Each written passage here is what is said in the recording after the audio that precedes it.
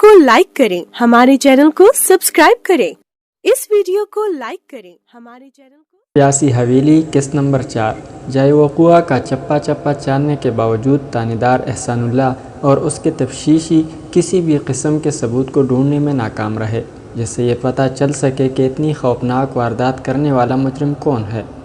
گاؤں والے crime scene سے باہر کڑے چمگوئیوں میں مصروف تھے۔ کچھ لوگوں کے خیال میں نیلی حویلی پرانے وقتوں میں ایک انگریز آفیسر کی رہائش ہوا کرتی تھی جو بڑا ظالم تھا۔ وہ اپنے مخالفوں کو طرح طرح کی اذیتیں دے کر قتل کرتا اور حویلی کے اندر موجود کنویں میں پھینک دیتا۔ وقت گزرنے کے ساتھ ساتھ اس کنویں میں سے پیپل کا درخت نکل آیا۔ اب اس کنویں کی بدروحیں چمگادڑوں کی شکل میں اس پر بسیرا کیے ہوئے ہیں۔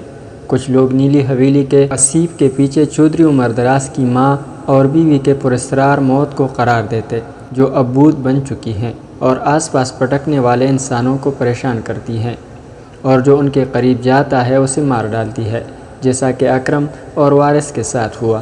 چودھری عمر دراز نے اپنے گاؤں والوں کو نیلی حویلی کے اسیب سے محفوظ رکھنے کے لیے اس کے چاروں طرف عمل کروا کر لال تعویذ کا حصار قائم کروا رکھا تھا۔ اس مقصد کے لیے اس نے خصوصی طور پر کہیں سے کسی سپلی عامل کو بلایا تھا۔ عامل نے نیلی حویلی کے چاروں طرف لکڑیاں ٹھونک کر لال تعویذ باندھ دیا اور تاکید کی تھی کہ کوئی بھی اس تعویذ کی حدود میں داخل ہونے کی کوشش نہ کرے۔ اس نے تنبیہ کی تھی کہ اگرچہ اس نے لال تعویذ کے حصار میں ان بدروحوں کو قید کر دیا ہے، لیکن اگر کسی نے اس حصار کو پھیلان کر حویلی کے اندر داخل ہونے کی کوشش کی تو پھر انجام ٹھیک نہیں ہوگا۔ کچھ لوگ اس واقعے کو عامل کی تاکید کے خلاف ورزی کا نتیجہ بھی قرار دے رہے تھے۔ غرض جتنا منہ اتنی باتیں کہ مصداق اکرم اور وارث کی دہشتناک موت کی ہر کوئی اپنی اپنی توجیہ پیش کرنے میں مصروف تھا۔ ادھر گاؤں والوں کی چمگوئیوں کے برعکس تانیدار احسان اللہ اپنی ہی سوچوں میں گم تھا۔ اس نے تفتیشی ٹیم کے چہروں پر شواہد تلاش کرنے میں ناکامی کے آثار دیکھے تو اس کے ماتھے پر فکرمندی کی شکلیں نمودار ہو گئی۔ اس نے موجو کسان کو بلایا اور اس کا بیان قلم بند کر لیا۔ اس کے حواس اب کافی حد تک بحال ہو چکے تھے چونکہ اس نے سب سے پہلے لاشوں کو دیکھا تھا، اس لیے سب سے پہلے اسی کا بیان ریکارڈ کیا گیا۔ کچھ لوگوں نے یہ گواہی بھی دی کہ انہوں نے وارث اور اکرم کو رات کے وقت گاؤں سے باہر جاتے دیکھا تھا۔ چونکہ وہ دونوں نشئی تھے اس لیے اس بات کو تقویت ملنے لگی کہ وہ دونوں یقیناً نشہ کرنے کے لیے ہی نیلی حویلی میں گئے تھے جہاں موت منہ کھولے ان کی منتظر تھی۔ موجو کسان سے لے کر چودھری عمر دراز تک سب نے یہی بیان دیا کہ یہ کارستانی نیلی حویلی کے بدروحوں کی ہے۔ تاہم حقائق جاننے کے لیے تانیدار احسان اللہ نے لاشوں کو پوسٹ مارٹم کے لیے بھجوا دیا۔ لوگوں کے بیانات وہ پہلے ہی قلم بند کر چکا تھا۔ اس نے چودھری عمر دراز سے نیلی حویلی کے اندر جانے کی خواہش کا اظہار کیا۔ وہ اس حویلی کو ایک نظر دیکھنا چاہتا تھا جس سے گاؤں والے اتنے دہشت زدہ تھے اور جہاں ان کے بقول بھوتوں اور بدروحوں نے بسیرا کر رکھا ہے۔ چودھری عمر دراز اسے حویلی کے اندر لے گیا۔ وہاں نشور سگریٹوں کے آدھ جلے ٹوٹوں کو دیکھ کر اسے یہ سمجھنے میں دیر نہ لگی کہ وہ دونوں واقعی رات کو یہاں نشہ کرنے آئے تھے۔ منشیات کی بدبو کے اثرات ابھی تک حویلی کی فضا میں موجود تھے، لیکن سب سے زیادہ حیران کن بات یہ تھی کہ جس حویلی میں ایک رات پہلے موت کا رقص ہوا تھا وہاں اب خون کا ایک قطرہ بھی نظر نہیں آ رہا تھا۔ رات کو ہونے والی شدید بارش کی وجہ سے حویلی کی چھت ابھی تک ٹپک رہی تھی اور بارشی پانی نے اس کے صحن کو بھی گیلا کر دیا تھا۔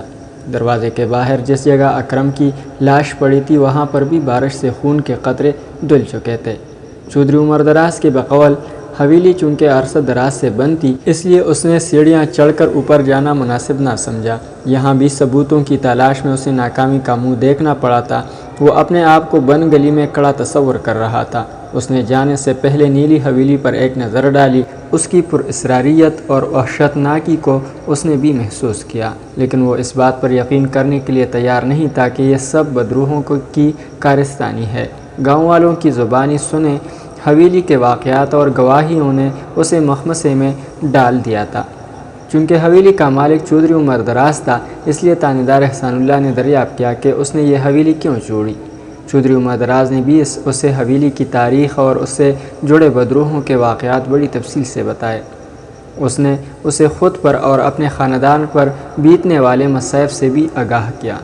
تانے دار تمام واقعات خاموشی سے سنتا رہا۔ جب چودھری عمر دراز چپ ہوا تو تانے دار احسان اللہ کی پیشانی پر حیرت اور پریشانی کی ملی جلی شکنیں مزید گہرے ہو چکی تھی۔ اس کے لیے ان تمام باتوں پر یقین کرنا مشکل تھا، لیکن چودھری عمر دراز اور گاؤں والوں نے جتنے وثوق سے باتیں بتائی تھی انہیں نظر انداز کرنا بھی اس کے لیے آسان نہ تھا۔ چونکہ وہ اپنا کام مکمل کر چکا تھا، اس لیے اب یہاں مزید ٹھہرنے کی اس کے پاس کوئی وجہ نہیں تھی۔ اس نے چودھری عمر دراز سے الوداعی مصافحہ کیا اور پولیس ٹیم کے ساتھ واپس چلا گیا۔ وارث اور اکرم کی تجہیز و تکفین کے اگلے روز صبح سویرے سارا گاؤں چودھری عمر دراز کے حویلی میں امڑ آیا اور وہاں پنچایت بیٹھ گئی، جس میں روشن نگر گاؤں کے بزرگوں اور جوانوں سمیت تمام لوگ اکٹھے تھے، لیکن ان سب کے چہرے اترے ہوئے تھے۔ سب گزشتہ روز کے واقعے کے سحر میں ابھی تک مبتلا تھے۔ دلوں میں ٹھہرا خوف اور آنکھوں میں اترا ڈر ان کی ظاہری اور باطنی کیفیت بخوبی بیان کر رہا تھا۔ اسی کا اثر تھا کہ پنچایت پر خاموشی کی گٹھائیں چھائی تھی۔ بالآخر ایک بزرگ نے سکوت توڑتے ہوئے کہا، چودھری صاحب، گاؤں میں زندگی گزارنا مشکل ہو جا رہا ہے۔ بہت سے لوگ گاؤں چھوڑنے کا سوچ رہے ہیں۔ نیلی حویلی کے خوف نے سب کا جینا حرام کر دیا ہے۔ آپ ہی بتائیں اس صورتحال میں ہم کیا کریں؟ میرے ہوتے ہوئے تم لوگ کو گھبرانے کی ضرورت نہیں۔ تم لوگوں کی حفاظت میری ذمہ داری ہے اور میں یہ ذمہ داری ہر صورت پورا کروں گا۔ چودھری عمر دراز کی بات سن کر پنچایت پر چند لمحے کے لیے دوبارہ خاموشی چھا گئی۔ وہ تو ٹھیک ہے چودھری صاحب، مگر گاؤں کے 2 جوانوں کی موت سے سب ڈر گئے ہیں۔ آپ تو جانتے ہیں گاؤں والوں کی زیادہ تر زمینیں نیلی حویلی کے ارد گرد ہیں۔ انہی زمینوں سے ان کا گزر اوقات ہوتا ہے۔ پہلے سب رات کو نیلی حویلی کے قریب گزرنے سے خوف کھاتے تھے، لیکن اب تو دن کو بھی ڈر لگتا ہے۔ لوگ کام نہیں کریں گے تو کھائیں گے کہاں سے؟ اس بار ایک اور بوڑھے نے لب کشائی کی۔ دیکھ چاچا، میں نے آپ سب لوگوں کو پہلے کبھی اکیلا چھوڑا ہے جو اب چھوڑوں گا۔ اس مسئلے کا حل بھی ہے میرے پاس۔ چودھری عمر دراز نے اپنی بڑی بڑی مونچھوں پر ہاتھ پھیرتے ہوئے کہا، اور وہ یہ کہ میں نیلی حویلی کی طرف جانے والے راستے پر چوکی بنوا دیتا ہوں، جہاں میرے 2 ملازم مستقل بیٹھیں گے، اور جو کوئی جانے یا انجانے میں ادھر جانے کی کوشش کرے گا اسے روک دیا کریں گے۔ اس سے کم از کم یہ تو پیدا ہوگا کہ اس طرح کا وحشتناک واقعہ دوبارہ نہیں ہوگا۔ پنچایت پر چند لمحوں کے لیے پھر سکوت چھا گیا۔ تمام لوگوں کی نگاہوں کا مرکز چودھری عمر دراز کی ذات تھی۔ ہم نیلی حویلی کے بدروحوں سے لڑ نہیں سکتے، لیکن اس طریقے سے ہم اپنے جوانوں اور لوگوں کی زندگیاں بچا سکتے ہیں۔ چودھری عمر دراز کی بات سن کر لوگ آپس میں سرگوشیاں کرنے لگے۔ اچانک مجمع سے آواز بلند ہوئی، چودھری عمر دراز، اور سب لوگوں نے ہاتھ اٹھا کر بلند آواز سے زندہ باد کہہ کر نعرے کا جواب دیا۔ تحسین و آفرین پر مشتمل نعروں کا سلسلہ کچھ دیر جاری رہا۔ چودھری عمر دراز نے ہاتھ بلند کیے تو مجمع خاموش ہو گیا، جب تک اس کی آواز گونجی۔ وارثہ اور اکرم کے خاندانوں کے روزگار کا مستقل انتظام نہیں ہو جاتا تب تک ان کی کفالت میری ذمہ داری ہے۔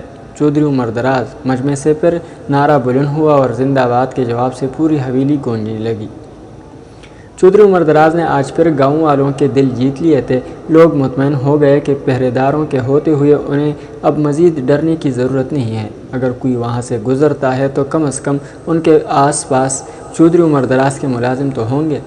انہیں یقین تھا اس طرح اب کوئی نیلی حویلی کے عذاب کا شکار نہیں ہوگا۔ اسی روز رات کو چودھری عمر دراز کی حویلی پر کچھ لوگ جمع تھے۔ عموماً گاؤں کی زیادہ تر بتیاں عشاء کی نماز کے بعد بجھ جاتی تھی، لیکن اس کی حویلی پر رونق تھی۔ ان میں سے زیادہ تر وہ لوگ تھے جن کی زمینیں نیلی حویلی کے ارد گرد واقع تھیں، اور وہ حویلی کے خوف سے اپنی زرخیز زمینیں نہایت کم قیمت پر بھی اسے بیچنے کے لیے آئے تھے۔ اگرچہ چودھری عمر دراز نے انہیں آج تحفظ فراہم کرنے کی یقین دہانی کرائی تھی، لیکن پھر بھی لوگ نیلی حویلی کی نحوست سے پیچھا چھڑانے کے لیے اپنی زمینیں اسے بیچنا چاہتے تھے۔ چودھری عمر دراز اس سلسلے میں خاصا سخی واقع ہوا تھا۔ اس کے علاوہ کوئی اور ان پریشان حال لوگوں سے ان کی زمینیں خریدنے کی ہمت نہیں رکھتا تھا، لیکن اس کی کرسی خالی تھی۔ صبح پنچایت کے بعد سے وہ کسی کام کے سلسلے میں شہر گیا ہوا تھا۔ اس کی عدم موجودگی میں لوگ سرگوشیوں میں مصروف تھے۔ ان کی گفتگو کا موضوع گزشتہ رات پیش آنے والا خوفناک واقعہ ہی تھا۔ سوچنے کی بات یہ ہے کہ وہ دونوں پاگل نیلی حویلی گئے کیوں؟ چودھری عمر دراز کے ایک ملازم نے سرگوشی کی۔ جب نشے کا بھوت سر پر سوار ہو تو پھر کہاں کی سوچ میرے بھائی؟ ایک دیہاتی نے اس کی بات کا جواب دیا۔ موت کا بلاوا آتا ہے تو پھر انسان کے قدم نہیں روکتے۔ دوسرا ملازم بولا تو سب اس کی بات کی تائید میں سر ہلانے لگے۔ یہ تو ہماری خوش قسمتی ہے، چودھری عمر دراز جیسا فرشتہ اس گاؤں میں رہتا ہے، ورنہ نہ جانے کیا ہوتا۔ اسی ملازم نے دوبارہ کہا۔ 16 آنے ٹھیک کہتے ہو بھائی۔ ایک دیہاتی اس کی بات کی تائید میں سر ہلاتے ہوئے بولا۔ مجھے میری زمین کے پیسے تو پورے ملیں گے نا؟ ایک بوڑھی دیہاتی نے کانپتی ہوئی آواز میں پوچھا۔ بابا جی آپ بے فکر ہو جائیں، چودھری صاحب کبھی کسی کا حق نہیں رکھتے۔ آپ یہ سوچیں اسیب والی جگہ خرید کر کون اپنے پیسے برباد کرتا ہے، لیکن چودھری صاحب پھر بھی آپ کے دکھ درد کو سمجھتے ہیں، اس لیے بے فکر ہو جائیں، آپ کو پیسے پورے ہی ملیں گے۔ چودھری عمر دراز کے ملازم نے جواب دیا۔ اللہ اس کی عمر دراز کرے بیٹا۔ بوڑھے نے کانپتی آواز میں دعا دی۔ اسی دوران چودھری عمر دراز حویلی میں واپس لوٹ آیا۔ اسے بتایا گیا کہ لوگ اپنی زمینیں بیچنے کے لیے آئے ہیں، تو اس نے اپنے خاص ملازم ماکے کو ہدایت کی کہ وہ لوگوں سے معاملات طے کر لے اور خود سونے کے لیے چلا گیا۔ غالباً وہ لمبا سفر کر کے آیا، اس لیے تھکا ہوا تھا۔ ماکے نے لوگوں سے ان کی زمینوں کے کاغذات لیے اور اگلے دن صبح انہیں پیسوں کی ادائیگی کا کہہ دیا۔ معاملات طے ہونے کے بعد لوگ آہستہ آہستہ گھر کی راہ لینے لگے۔ نیلی حویلی گاؤں والوں کے لیے ڈراؤنے خواب کی مانند بن چکی تھی۔ اس کے ارد گرد واقع اپنی زرخیز زمینیں کم قیمت پر فروخت کر کے انہیں اطمینان تھا کہ اب ان کا واسطہ کبھی نیلی حویلی سے نہیں پڑے گا، لیکن یہ ان کی خام خیالی تھی۔ ناظرین، اگلی قسط تک اللہ حافظ۔